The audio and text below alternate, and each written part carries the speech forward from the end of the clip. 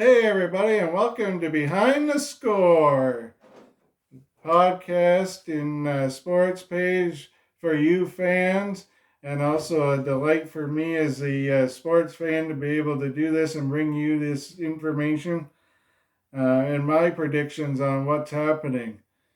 This is the 30 teams in 30 days series I've been doing for the lead up to the MLB season.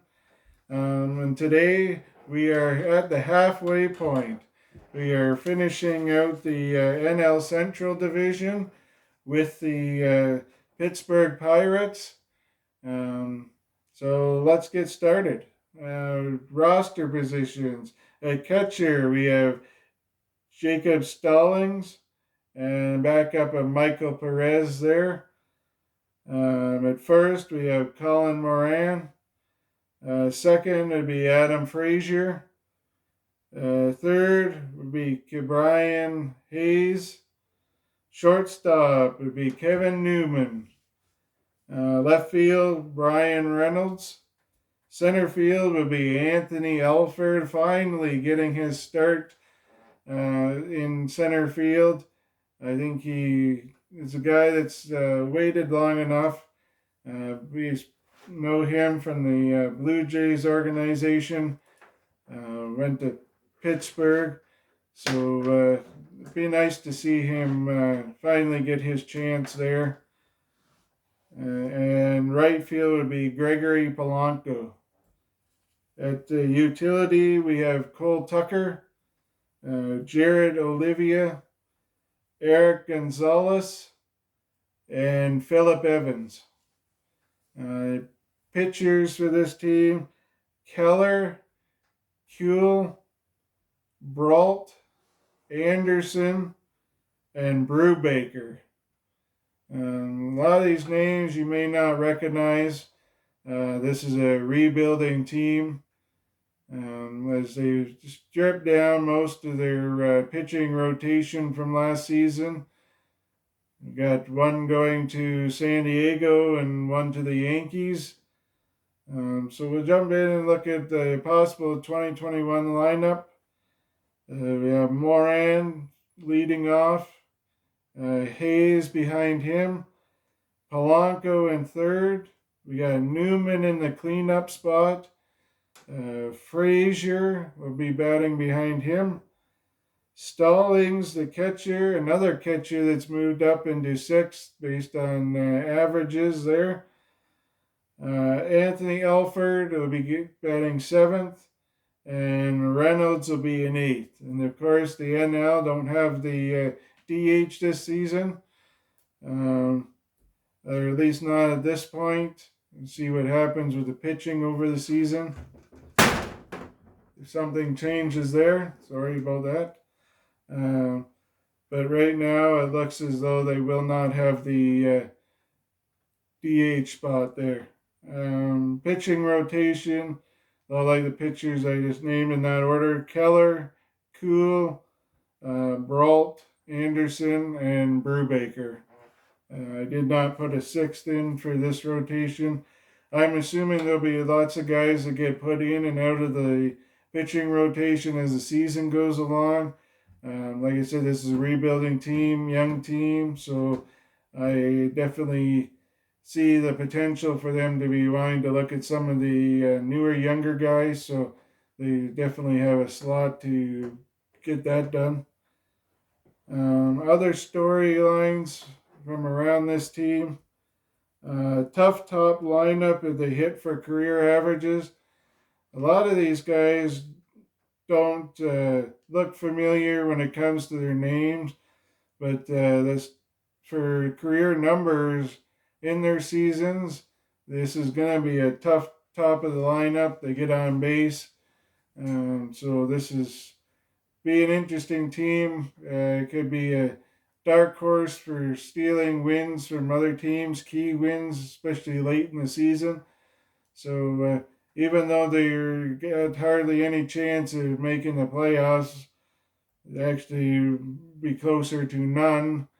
They definitely will be a team to watch to see if they can steal some key wins and possibly either get another team in or keep one team out of the playoffs. Will most likely be bottom of the division. That's where I have them. Um, Definitely not competing with the Brewers. They have totally loaded up. They are stacked there this season. The Cardinals are pushing and I think have a hold on the second position in that division. Cubs are going to pull hard to top the Cardinals and get into the wild card there. And then you have the Reds there that have got some veteran players and some good pitchers there to start the season. So definitely some with the veteran presence there. I see them sitting a little bit ahead of the Pirates. But like I said, this isn't a team to sleep on. This isn't a team to if you think you're gonna see a boring game. I don't. This is like I said, they might not win every game, but there's going to be a few games I think that they're going to surprise that could have implications on the playoffs later in the season. There is some future optimism if the team rebuilds correctly. Like I said, there's some young guys on this team. The top half is good with the averages in their careers there, so there's definitely some potential if they build this team right, get some veterans in there, build up their pitching staff again, and get some of these young guys involved that they're going to have. And I think that this team has a lot to prove. There's some young guys on this team, like I said, with Elford getting their finally possibly getting their shot at this team. So they're out there to prove themselves. They're out there to say, hey, you know what? We can do this. We can lead this team to the promised land, and we're here to fight. Some games might be blowouts of 10-3, but it's those key wins that you get 5-4 games. That's really something to build on and be positive about. And there's no stress on this team. They're already one team that's getting counted out near the bottom of the whole league. There's no pressure to if they win or don't win. Because chances are they aren't going to the playoffs anyway. So not having that pressure sometimes gives a big boost to the young guys, and you end up getting some surprising outputs. As we're seeing in the NHL season with the Ottawa Senators. Yeah, they're getting blown out in games, but they've taken key games away from the Leafs and other teams in the league that when it comes down to it, there could be some teams that miss in that division because of losses to Ottawa. Not particularly might be a loss to Ottawa, but those games that you probably should have won in that division, and you got caught flat-footed and they beat you. And I think I see the same things for the Pirates. Don't count them out, because if you get caught going in and thinking you're going to win that game because they seem to be an easier team, isn't always the case. So be sure to watch out for them, because I think there's definitely going to be some surprises there. Players to watch to finish out this episode.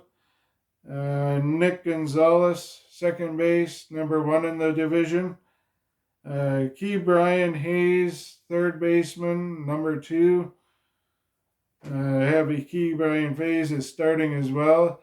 Like I said, these young guys moved in, out, versatility, moved around the field. So some names that you see could be moved around with the young team while they try to figure out positions and where people fit well on the team and how to fit everybody in to get those bats.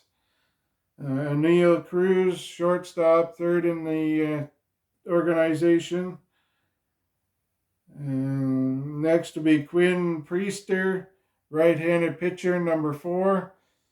And Hudson Head outfielder, number 6. They got tons of young guys here, move in and out of the lineup. Definitely, you could see maybe some guys move on, other guys come in. Like there's going to be injuries over a season. There is everywhere. There's going to be some tough times.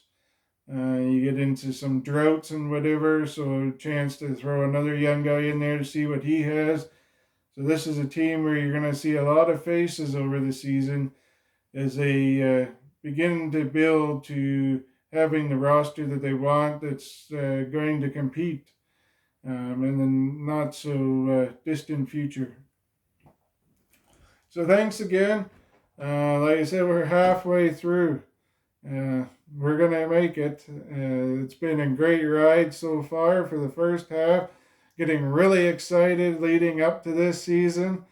Getting to know different players that I didn't know before. That was the thing with doing this sports. I wasn't too big when it came to guys in the minor leagues and looking at the teams and the history there. So definitely learning a lot more that I had and growing as this goes. And I'd love to grow with you guys as well and hear your opinions.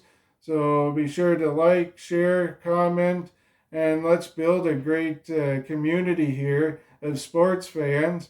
And I'll lead us in these podcasts. I have lives that the people can join. I'm going to load up a new video to TikTok. So I'm going to be starting off there, take some pictures for Instagram. So definitely a lot of work, but putting in the time and the effort to get there, and hope that you guys enjoy the product and let me know how I can get it better so we can build this community into something strong and finally give something to the fans and have the fans involved as well. So thanks again, and have a good night. And just remember, it's not always what happens in the game. There's also great things that happen beyond the score.